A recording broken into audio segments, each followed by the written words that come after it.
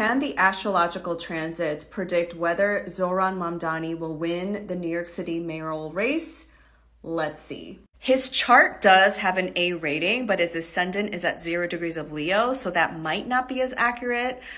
But let's look at his sun. He has a 24-degree Libra sun, and it's conjunct Spica, which is a benefic star. So having sun conjunct Spica, this is somebody who is meant to be seen, meant to be elevated, and meant to be in the public eye. And if he is indeed a Leo rising, then his sun is in the 3rd house, which is a house about the community, the neighborhood. He's a really great grassroots community organizer. He also uses social media as a marketing tool, and the social media in modern times would live in the 3rd house.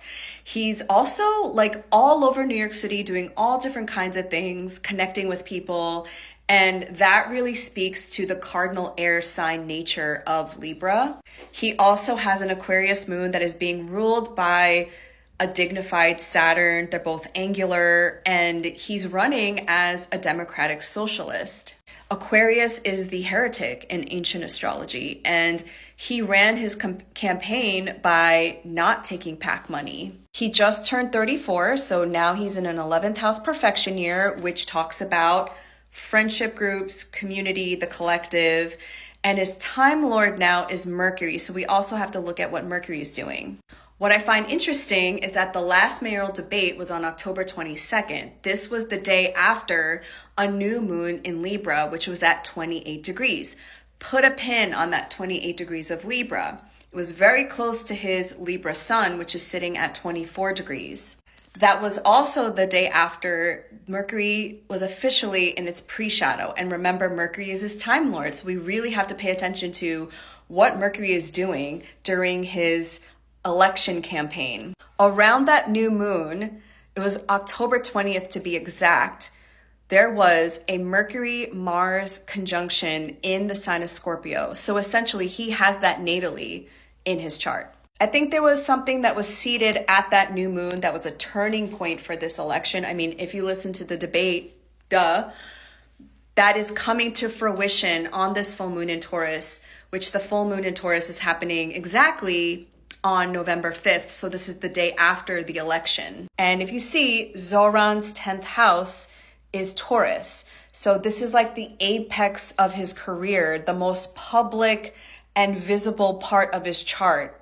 He's having a full moon there the day after the election. These are the transits for 9 p.m. Eastern time when the polls close. Venus is the ruler of his 10th house, and it's activating that new moon degree. The moon has already separated from its conjunction to his midheaven because, again, we're in a waxing phase of the moon towards the full moon in Taurus. Remember what I said about Mars and Mercury when they were together around October 20th, which he has natally. He has natally Mercury and Mars in Scorpio. Mercury and Mars in Sagittarius are coming together November 12th. In between that time, Mercury will go retrograde on November 9th. On the day of the election, Mars will ingress into Sagittarius and immediately oppose Uranus in Gemini. It's hard to predict transits that have Uranus involved because, again, it's the planet of like shock and awakening and unexpected events unfolding. But one scenario could be just like a lot of people being disappointed about the results. And as a result, Mars, the planet of conflict and, fighting and anger, there could just be a lot of, arguing and conflicts and fighting about the results of this election. I really hope this isn't the case, but because Mercury is in its detriment in Sagittarius and it's in its pre-shadow, that they find something wrong with the machines or the votes aren't being counted properly. Oh my God, this video is getting long. I might have to do a part 2.